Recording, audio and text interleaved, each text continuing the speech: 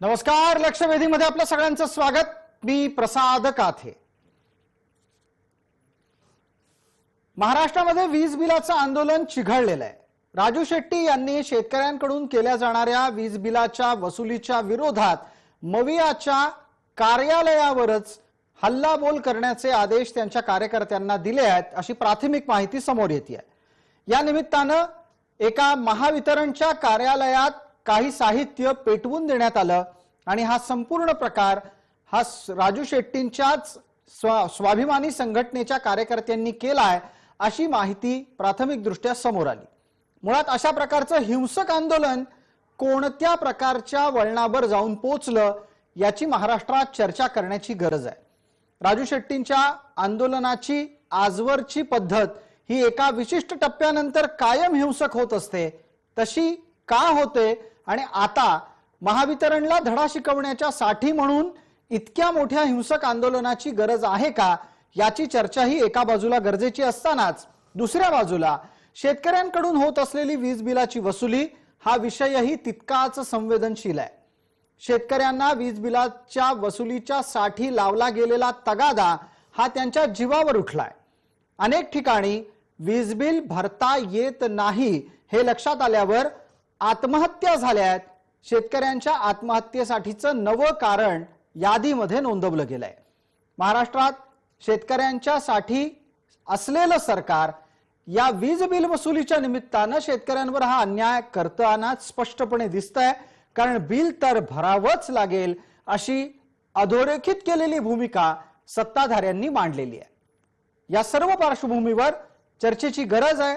लक्षवेधीत विषय आहे वीज बिलाचं आंदोलन कोणामुळे चिघळलं।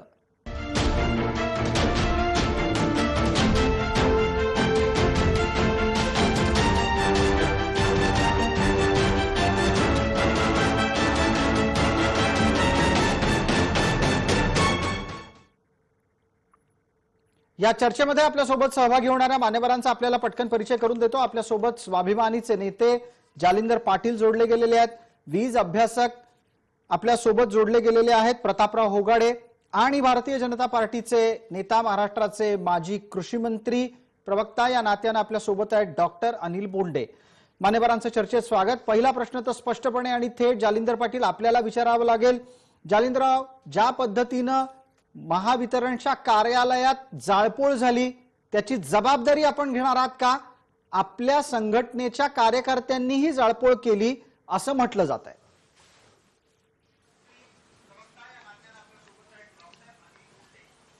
आंदोलनाचा आजचा तिसरा दिवस आहे स्वाभिमानी शेतकरी संघटनेचा। या देशाचे आदरणीय शेतकरी नेते माननीय राजू शेट्टी साहेब वीज वितरणच्या कार्यालयावरती 3 दिवस ठिय्या मारून त्या ठिकाणी बसलेले आहेत। अक्षरशः कोंडाळ्याच्या शेजारी ह्या देशाचा खासदार 3 दिवस झालं झोपतोय।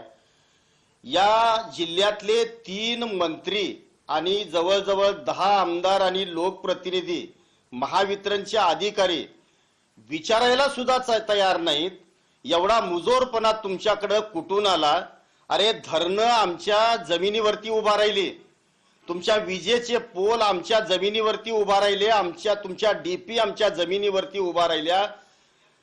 आम्ही 1 रुपया तुमच्याकडे आतापर्यंत त्याचं भाडं मागितलं नाही। असं असताना आम्हाला बोगस वीज बिल देऊ नका। आणि या महाराष्ट्रामध्ये जवळजवळ 42,60,431 जे कृषीचे ग्राहक आहेत यांना न्याय द्या। आम्हाला 10 तास फक्त दिवसाचा वीज पुरवठा द्या। रात्री 8 ते 4 या वेळेमध्ये आम्हाला वीज नको, कारण वन्य प्राण्यांनी उच्छाद मांडलाय, अनेक शेतकऱ्यांचा मृत्यू झालाय। घरातलं कर्तपोरग शेताकडे गेल्यानंतर आई वडील घरामध्ये झोपत नाहीत। MSCBचे अधिकारी आणि मंत्री यांना मला एक प्रश्न विचारायचा आहे की रात्री 8 ते पहाटे 4 या वेळेमध्ये आमच्या सोबत तुम्ही पाण्यावरती उभे राहा, उसामध्ये पाणी पाजा आणि मग शेतकऱ्याच्या वेदना काय आहेत ह्या तुम्हाला त्यावेळेला कळतील। अरे आम्ही या जालिंदर पाटील, आत्ताच्या घडीला राजू शेट्टी यांनी सुरू केलेल्या आंदोलनाच्या बाबतीत सरकारनं काय भूमिका घेतली आणि सरकार या आंदोलनाकडेही तसंच दुर्लक्ष करतंय का, जसं दुर्लक्ष त्यांनी महाराष्ट्रात झालेल्या सगळ्याच आंदोलनांकडे आतापर्यंत केलेलं आहे? एसटीचं आंदोलनही असंच चिघळत ठेवलंय, तुमच्या आंदोलनाकडेही दुर्लक्ष आहे। थोडक्यात काय, 170 आमदार गाठीशी आहेत, कुठल्याही आंदोलनाला घाबरायची गरज नाही, जनतेला आपण उत्तरदायी नाही, ही भूमिका तुम्हाला समोर येताना दिसतीये? आतापर्यंत महाराष्ट्राच्या सत्तेवरती आलेल्या एकाही सरकारनं शेतकऱ्यांची बाजू घेतली नाही, हे आमचं दुर्दैव आहे. सत्तेवर येण्या अगोदर फक्त शेतकऱ्यांच्या हिताच्या घोषणा केल्या जातात आणि प्रत्यक्ष सत्ता काबीज झाल्यानंतर मग मात्र गुळमुळीत भाषा वापरली जाते. आम्ही शेतकऱ्यांचे तारणहार असल्याचा आभास तयार केला जातो. हीच खरं तर आमच्या वेदनेची कळ आहे, लक्षामध्ये घ्या. नाही, पण हे जालिंदर सगळे पाटील बहुजनांचे आपण असं सरसकट सगळ्या सरकारांना दोष देताय. निश्चित ती भूमिका तुमची असू शकते, पण प्रश्न आता काय आहे? प्रश्न आहे, आत्ताचं सरकार तुमचं ऐकतंय का? गेल्या सरकारांनी काय केलं त्याचा आज हिशोब काढून काहीच मतलब नाही. आत्ताचं सरकार आपलं ऐकत नाही हे म्हणताना आपण अडखळत आहे कुठेतरी. अडखळत नाही, लक्षामध्ये घ्या. महागाडी सरकारचं आम्ही काही देणं लागतोय अशातला भाग नाही. उलट ते सरकार सत्तेवरती बसवण्यासाठी आम्ही जीवाचं रान केलेलं आहे. बिलकुल उलट, त्याच्यामुळे महाआघाडी तुमचं देणं लागते, महाविकास आघाडी तुमचं देणं लागते. त्यांच्या सोबत गेलो होतो जी हो, आम्हाला काहीच त्यांनी दिलेलं नाही. आमच्या बळावरतीच ते या सत्तेवरती विराजमान झालेले आहेत. असं असताना जर आमच्याशी प्रतारणा कराल तर गाठ आमच्याशी आहे, हा सल्ला सुद्धा या डिबेटच्या निमित्तानं मी त्यांना देतोय. जी जालंधर पाटील आपल्या सोबत आहेत. जालंधर पाटील यांनी आपल्याला दिलेली उत्तरं आपल्या सगळ्यांपर्यंत पोहोचली आहेत, इतरही मान्यवरांनी ती ऐकलेली आहेत. मला पटकन या विषयातली एक आणखीन राजकीय भूमिका जाणून घ्यायची आहे. त्यानिमित्तानं डॉक्टर अनिल बोंडेंना बोलतो करतो आणि मग आपण या प्रकरणातला माहिती वजा सगळा शांतपणे तपशील जाणून घेणार आहोत, तो प्रतापराव होगाडेंच्या कडून. डॉक्टर बोंडे, आपल्यासाठी पुढचा मुद्दा, राज्य सरकारचा प्रतिनिधी आत्ता या चर्चेत नाही. आपण प्रयत्न बरेच केले, मात्र काही व्यवस्थेतल्या कारणांमुळे त्यांना आत्ताच्या घडीला चर्चेत सहभागी होता आलेलं नाहीये. माझा मुद्दा आपल्यासाठी डॉक्टर बोंडे असा आहे की ज्या पद्धतीनं राज्य सरकारनं कठोर भूमिका घेतली आहे की वीज बिल किती आलंय याची चर्चा करणं गरजेचं नाही, ते भरलंच पाहिजे. ही इतकी ताठर भूमिका कशाच्या बळावर घेतली जाते? आणि ही भूमिका जेव्हा शेतकऱ्यांच्या बद्दल विद्यमान सरकार घेतं त्यावेळेला अनेकांचा आवाज हा कातर झालेला आपल्याला ऐकायला मिळतो. हेच सरकार जर दुसऱ्याचं असतं तर मात्र उच्चारवाद घोषणा आल्या असत्या. डॉक्टर बोंडे, बरोबर आहे? प्रसाद, एक माझी विनंती आहे की एक वेळा तरी नितीन राऊतला बोलवा जेव्हा प्रताप होगाडे असतील आणि मी असेल, कारण का मागच्या अनेकदा असे प्रयत्न झाले. अगदी डॉक्टर बोंडे साहेब, आपण अत्यंत महत्वाच्याच मुद्द्यावर चर्चा पहिल्याच टप्प्यात आणली. असे अनेक प्रयत्न झाले पण त्याला काही यश येत नाही, कारण आपण कोणाला तरी उत्तरदायी आहोत. खास करून शेतकऱ्यांच्याकडून होणाऱ्या वीज बिलाच्या वसुलीच्या बाबतीत हे राज्य सरकार कोणाला तरी उत्तरदायी आहे असं कोणाला वाटतं या मंत्रिमंडळात? याचा आम्हाला तरी अनुभव आलेला नाही. डॉक्टर बोंडे, आपण आपलं उत्तर पूर्ण करा. मागच्या वेळेला देवेंद्र फडणवीस सरकार होतं त्यावेळेला पूर्ण 5 वर्षात, आता जालंधर पाटील काय याचा अनुभव काय आहे मला माहित नाही, पण 5 वर्षात एकाही शेतकऱ्याचं वीज कनेक्शन कापलं गेलं नाही. एवढंच नाही तर डीपी सुद्धा 48 तासात 72 तासात झाली तर ती बदलून दिल्या जाते. आज ही परिस्थिती आहे की शेतकऱ्याचं दामदुपटीनं बिल आलेलं आहे, दामदुपटीनं कितीतरी पटीनं, म्हणजे 1.25 लाख 1.5 लाख बिल. आणि मग तिथे करेक्शनला गेल्यानंतर तो म्हणतो करेक्शन करून देतो, ते 42,000 होते. आणि मग 42,000ही भरण्याची त्याची ताकद नसते. आम्ही मोर्शीला स्वाभिमानी संघटनेचाच आमदार आहे पण तो याच्या विरुद्ध काही बोलत नाही. तर मोर्शीला सुद्धा आंदोलन केलं की शेतकऱ्याच्या संत्र्याला पाणी द्यायचं आहे, तिकडे उसाला पाणी द्यायचं आहे, चना आहे, खरीप गेल्यानंतर चना आहे, गहू आहे. पण नेमकं त्यावेळेला लाईन बंद केल्या जाते. डीपी वरच्या एक दोघांनी बिल भरलेलं असलं तरी ती डीपी जर नादुरुस्त झाली ती दुरुस्त केल्या जात नाही, कारण म्हणतात की 80% लोकांनी पैसे भरले पाहिजे. दुसरी महत्वाची गोष्ट, डीपी मधलं ऑइल लीक झालं तरी ते दुरुस्त करत नाही आणि डीपी तर बदलवतच नाही. आणि त्याच्यामुळं शेतकरी पश्चिम महाराष्ट्रात थोडा जास्त कंटाळला असेल, जो जास्त परेशान झाला असेल, कारण तिथं ओलीत जास्त आहे. पण ज्या ज्या ठिकाणी ओलीत आहे आणि शेतकरी पिकवण्याचा प्रयत्न करतो तर या महावितरणनं त्याला निश्चितच डुबवण्याचा प्रयत्न केलेला आहे. नितीन राऊत एकदम बेमुरवतखोरपणे त्यांचे उत्तर असतात की शेतकऱ्याला बिल भरावंच लागेल. आता जालंधर पाटलांनी सांगितलं की डॉक्टर बोंडे केवळ आणि केवळ एकटे ऊर्जा मंत्रीच ही भूमिका घेताना दिसत नाहीयेत, उपमुख्यमंत्री पण तीच भूमिका घेत आहेत. यांचं संगनमत आहे का काय शेतकऱ्याच्या विरोधात? अजित दादाचे मागच्या वेळेसचे भाषण आहे का की 10 वेळा त्यांनी चंद्रशेखर बावनकुळेचं अभिनंदन केलं होतं की तुम्ही आता लाईन कापत नाहीये, तुमचं अभिनंदन. लोड शेडिंग बंद झालं, तुमचं अभिनंदन. पण आता यांना काय होत आहे? अजित दादा आहे ना उपमुख्यमंत्री, अर्थ खातं पण त्यांच्याकडेच आहे.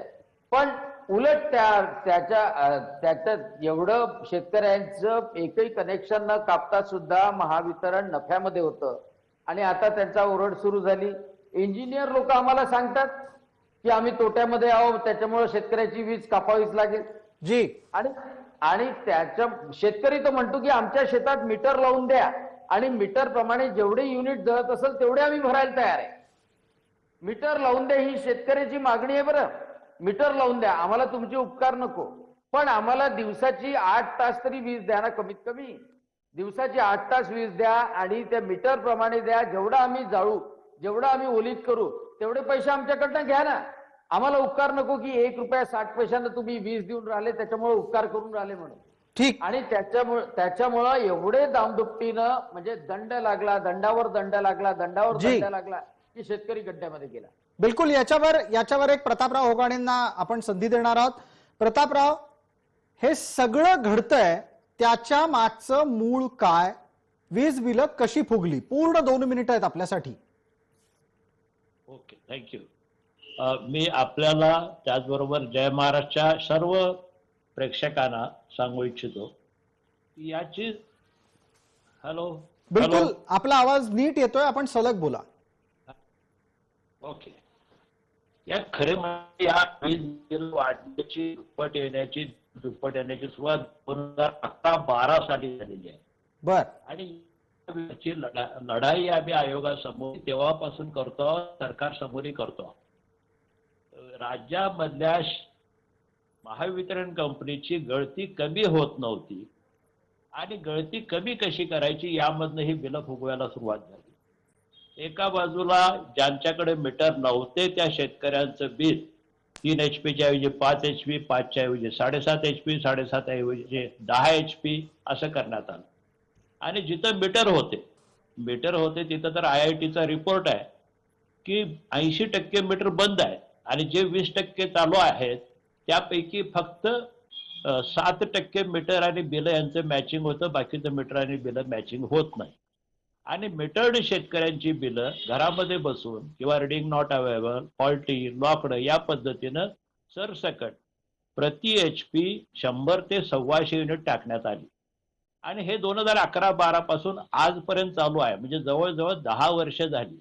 यात लक्षात घ्या, मी स्पष्टपणानं ठामपणानं बोलतो की 11-12ला जे सरकार होतं त्यामधले ऊर्जा मंत्री अजितदादा होते. त्याच्यानंतर जे सरकार होतं भाजपचं त्यामध्ये ऊर्जा मंत्री चंद्रशेखर बावनकुळे होते. बावनकुळेंनी स्वतः समिती केली पण प्रत्यक्षात समितीच्या शिफारशींची अंमलबजावणी केली नाही. मी त्या समितीमध्ये होतो.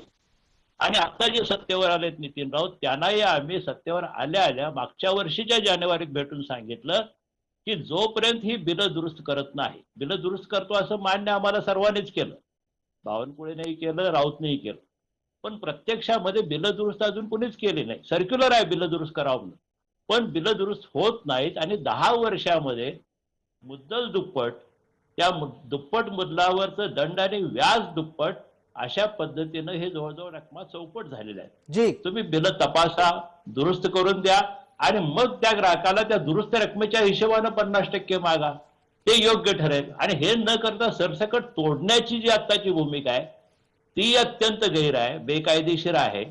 कुठलाही ग्राहकाला 15 दिवसाची. प्रतापराव मध्ये हस्तक्षेप करतो आणि आपल्याला पुढचा प्रश्न विचारतो. तो असा आहे, सरकारची ही एक यामधला तर्क स्वरूपातली भूमिका जी समोर येते तीही मांडायला हवी. सरकार असं म्हणतं पैसे आलेच नाहीत तर महामंडळं चालवायची कशी, सेवा सुविधा पुरवायच्या कशा, जर पैसे लोकांना द्यायचे नसतील तर मग ते सेवा का मागतात, लोकांना पैसे द्यायची सवय लागली पाहिजे, असे विविध तर्क देत आहेत सरकारचे लोक, सरकारचे मंत्री, आणि सांगतायत की या सगळ्या गोष्टी लक्षात घेऊन वीज बिल वसुली गरजेची झालेली आहे.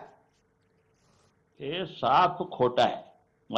मी आपल्याला मुद्दाम सांगू इच्छितो की ग्राहकाची बुडवण्याची किंवा न भरण्याची वृत्ती नाही. ₹1.56 जे खरे आहेत. मी तुम्हाला एक उदाहरण देतो. 5 HP पंप ₹1.56 ग्राहकांना भरायचे आहेत. का नाही भरणार तो? पण यांचं बिल होतं 2 युनिटचं एका युनिटच्या ऐवजी, आणि एका युनिटच्या ऐवजी 2 युनिट बिल करताना ₹3.29 आयोगाचा दर आहे, ₹1.73 सरकारची सबसिडी आहे. दुप्पट बिलिंग केल्यामुळे दुप्पट सबसिडी मिळते. त्यामुळे सबसिडीच्या रूपाने ₹1.73 जागी ₹3.46 मिळतात. म्हणजे बिल 3.29 आहे, 3.46 मिळालेलेच आहेत त्यांना. त्यामुळं महावितरण कंपनीचं येतच नाही. शेतकरी देणं आहे, पण तो सरकारला देणं आहे. सरकारकडनं दुप्पट सबसिडी महावितरण कंपनीने घेतल्याचे अँगल वेगवेगळे आहेत. 3-4 वेगवेगळे अँगल आहेत. मी तुम्हाला अगदी थोडक्यात जी. सांगू इच्छितो. एक तर पहिला अँगल हा आहे की आपण कार्यक्षम नसताना आपण कार्यक्षम आहोत असं दाखवायचं, आणि त्यासाठी विजेची गळती खरी 30% वर असताना सुद्धा 15% दाखवायची. गेल्या वर्षी आयोगाने 21% गळती मान्य केली, तरीही सरकार समोरचं यांचं सादरीकरण आहे जी. की आमची गळती फक्त 15% आहे. अरे बोगस, खोटं बोलताय तुम्ही सरळ सरळ.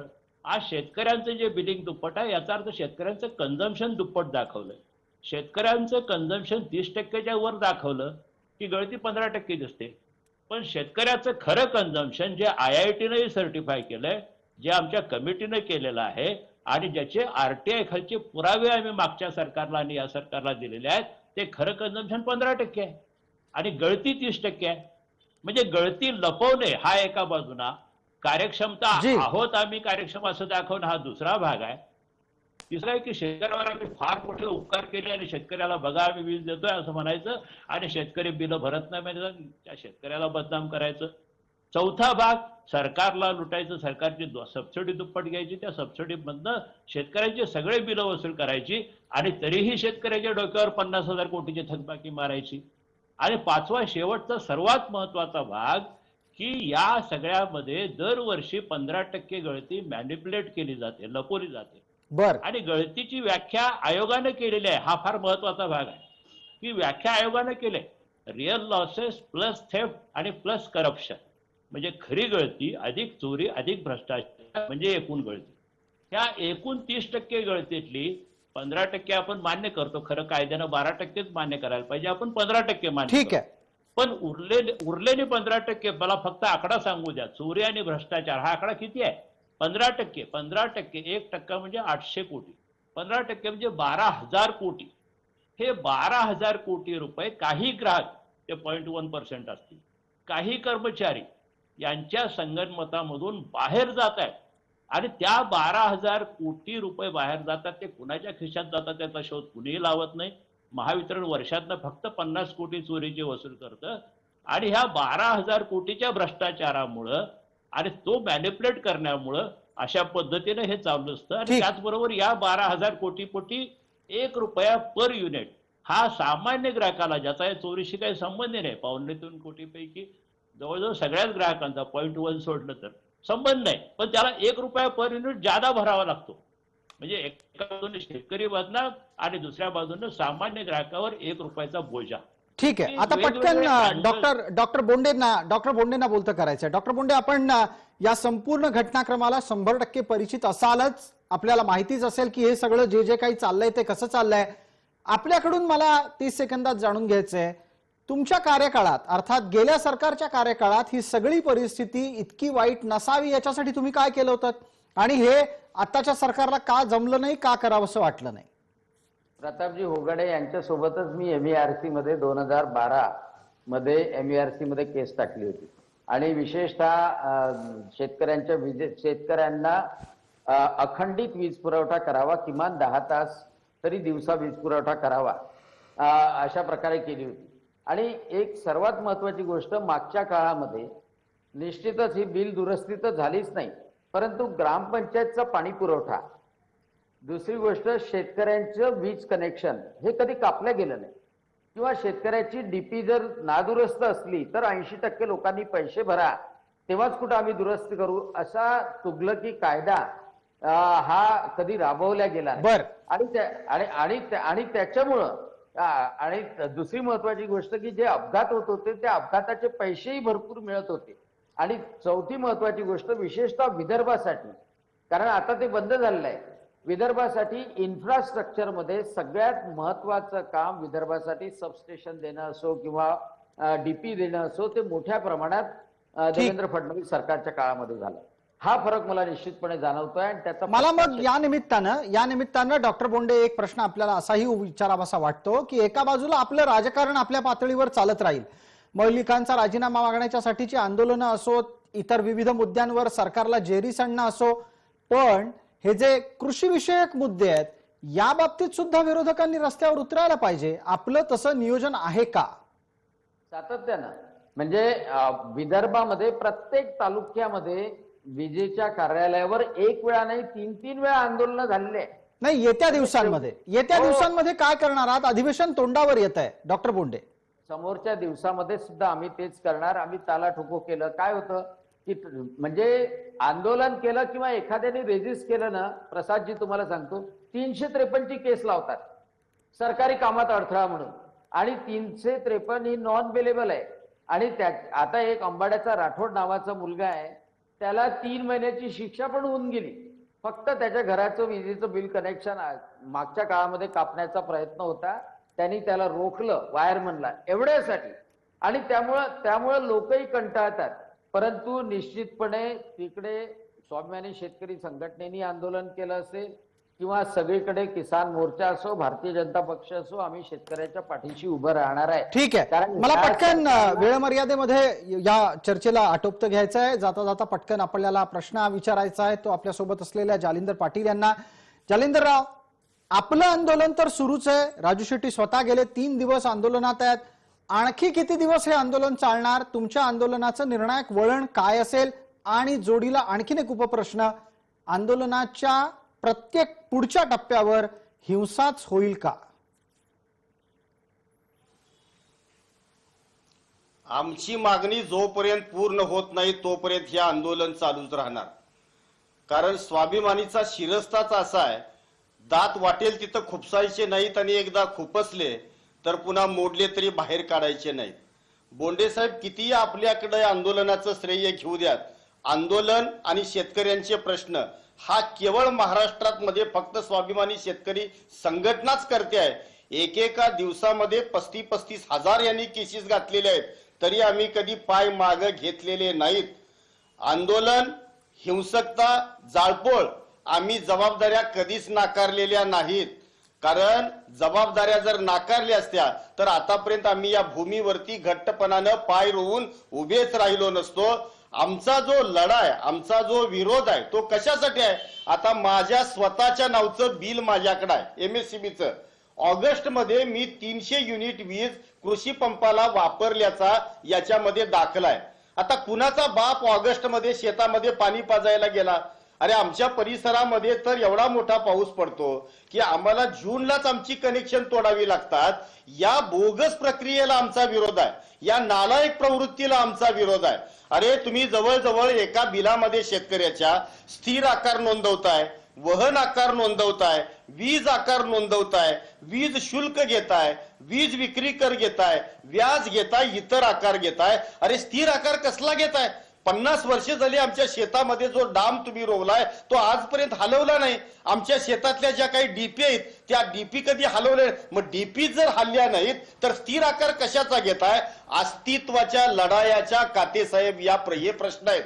आणि जोपर्यंत आमच्या अस्तित्वाला धक्के बसतायत ना तोपर्यंत हे होत राहील. आणि चळवळ, आंदोलन आणि मग आमचा हिंसकपणा जो आहे ना तो दिवसागणिक वाढत राहील. आम्ही मागे हटणारे नव्हे. आणि आतापर्यंतचा 20 वर्षाचा इतिहास तुम्हा सगळ्यांच्या समोर साक्षी आहे.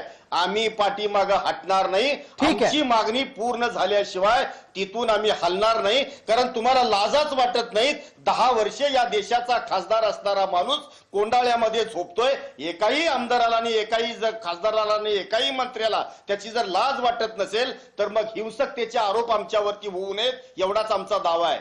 धन्यवाद. आपण ही भूमिका सुस्पष्ट केली त्यासाठी. आणि वेळ मर्यादेमध्ये आपल्याला चर्चेला आटोपतं घ्यायचं असल्यानं मी आपल्याला याच ठिकाणी आणि याच मुद्द्यावर धन्यवाद देतो. सहभागी झालेल्या सर्व मान्यवरांचे आभार. लक्षवेधीमध्ये तुर्तास इतकंच. सर्व प्रेक्षकांना जय महाराष्ट्र.